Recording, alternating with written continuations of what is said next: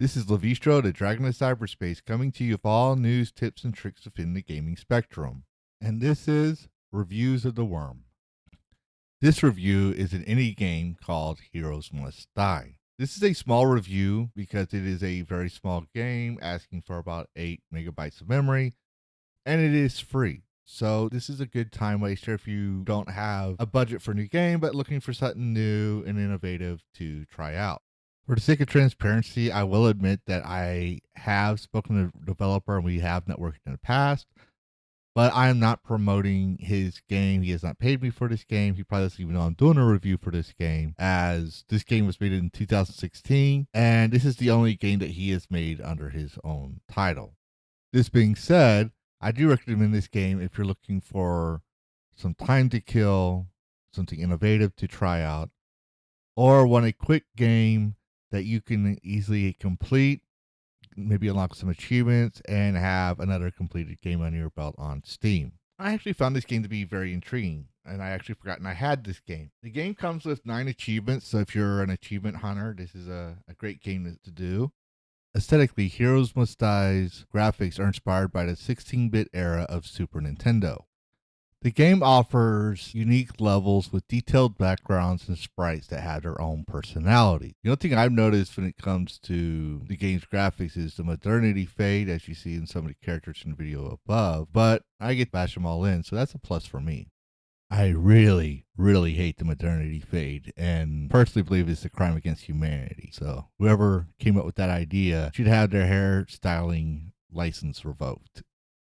And it's a game that's mostly satire and has a lot of pop culture or nerd culture references. For example, if you know what Bob Wan Grip Neeby Bond, and I think I pictured that because it's been a while since I saw the 1984 Transformers movie. You'll love this. It tries to be funny. It doesn't take itself seriously. Yes, you have a lot of some characters that have the modernity fade in it, but there's not a. To me, there was not a lot of wokeness in it. It's just a game to have fun. What was that universal greeting again? Never mind, I remember. Ba weep grana, weep ninny bong. The game's control predominantly uses the mouse as a point and click feature to move the character to explore new areas and determine your moves in combat. For an ARPG, Heroes Must Die has a unique combat system as an actual puzzle battle system that I actually found quite intuitive. It has simple rules, but can be difficult to master as you are relying on your memory skills and hand-eye coordination. The main trick is in the attack formation, you have to match the sprites and colors to get a perfect combo. For example, if you choose the warrior and the archer, they have to be the same color and platform shapes. And if you choose to go a different route or have to go a different route, you either have to choose the sprite's color. You have to choose the sprite that might be of a different color but the same sprite variation to land combos. And then in defense mechanism, you have to memorize the patterns that are being implemented for the attack and quickly make your selections. In both events is a timed system with a time bar at the top for the attack system, and you only have 4 HP.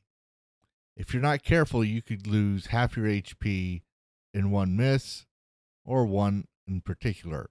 As time goes on, these attack patterns from the enemies become more difficult, and you still have to quickly recall them and choose the right hex grid to move.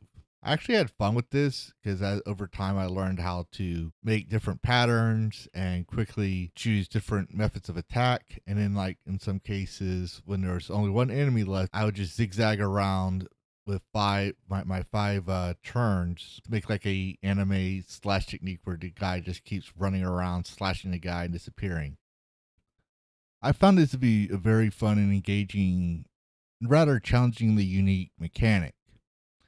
But I will also want to point out that when you do your attack patterns, if you're not careful, for example, if you don't match the color sprites correctly, or if you don't match the sprites themselves correctly, for example, if you choose an archer and a fighter, you will break your combo. And some bosses can only have their HP drained if you've correctly implemented a correct pattern system. The boss fights themselves are unique and engaging as well. As you can see that you have to take out a few baddies to develop enough damage to take out the boss.